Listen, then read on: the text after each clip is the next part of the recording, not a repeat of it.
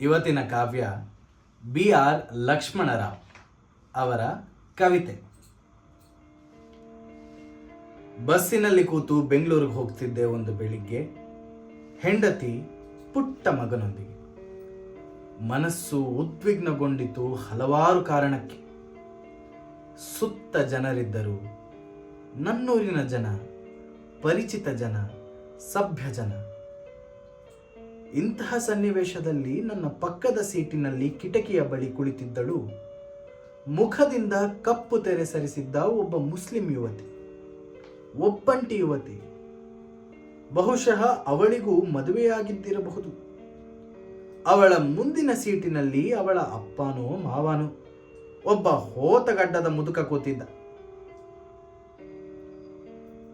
ಆ ಯುವತಿ ಎಂತಹ ಸುಂದರಿಯಾಗಿದ್ದಳೆಂದರೆ, ಆ ದುಂಡು ಮುಖ, ಕೇಸರಿ ಬಣ್ಣ, ತಿದ್ದಿದಂತಿದ್ದ ಎಸುಳು ಮೂಗು, ಬೊಗಸೆ ಕಣ್ಣು, ಅದರ ಮಿಂಚು ನೋಟ, ತುಂಬುಗಲ್ಲ, ಗುಂಗುರು ಕುರುಳು ಕೆಂಪು ತುಟಿಗಳ ಪುಟ್ಟ ಬಾಯಿ, ಅದರ ಮೇಲಿದ್ದ ಆ ಮಾಸದ ನಸುನಗೆ ಕಿಟಕಿಯಿಂದ ಒಳಕ್ಕೆ ತೂರಿ ಅವಳ ಮುಖದ ಮೇಲೆ ಬೆಳಗುತ್ತಿದ್ದ ಮುಂಜಾನೆಯ ಎಳೆ ಬಿಸಿಲಿನ ಹೊಂಬಣ್ಣ, ಇವುಗಳನ್ನು ನನ್ನ ಕ್ಲೇಶ ಭಾಷೆಯ ಸತ್ತ ಕಾವ್ಯಾಲಂಕಾರದಲ್ಲಿ ವರ್ಣಿಸಿ ಆ ಅಪರೂಪ ಸೌಂದರ್ಯಕ್ಕೆ ಅವಮಾನ ಮಾಡಲು ಹಾಗೂ ನಿಮ್ಮ ಕಲ್ಪನಾ ಲಹರಿಗೆ ಧಕ್ಕೆ ತರಲು ನನಗೆ ಖಂಡಿತ ಇಷ್ಟವಿಲ್ಲ.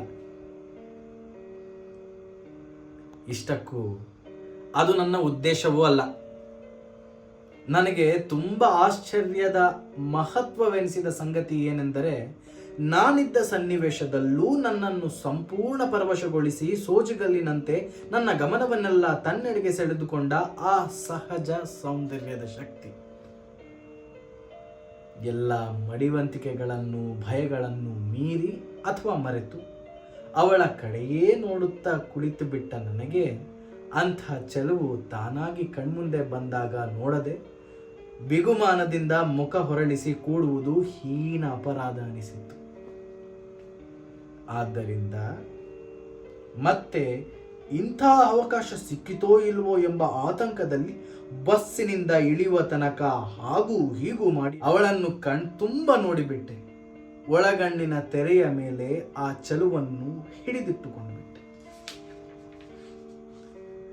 ನಿಲ್ದಾಣದಲ್ಲಿ ಇಳಿದು ಅವಳು ಎತ್ತ ಹೋದಳೋ ಗೊತ್ತಿಲ್ಲ, ಆದರೆ ನನ್ನ ಉದ್ವಿಗ್ನತೆಯೆಲ್ಲ ಯಾವ ಗಳಿಗೆಯಲ್ಲೋ ಮಾಯವಾಗಿ ಮನಸ್ಸು ತಿಳಿಯಾಗಿತ್ತು, ತೃಪ್ತವಾಗಿತ್ತು, ಏನೋ ಖುಷಿಯಲ್ಲಿತ್ತು. ಪ್ರೀತಿಯಿಂದ ನನ್ನ ಪುಟ್ಟ ಮಗನಿಗೆ ಮುತ್ತು ಕೊಟ್ಟೆ. ಹೆಂಡತಿಯೊಂದಿಗೆ ನಗುತ್ತಾ ಮಾತಾಡಿದೆ. ಇನ್ನು ನೀವು ಏನು ಬೇಕಾದರೂ ತಿಳಿದುಕೊಳ್ಳಿ, ಪರವಾಗಿಲ್ಲ.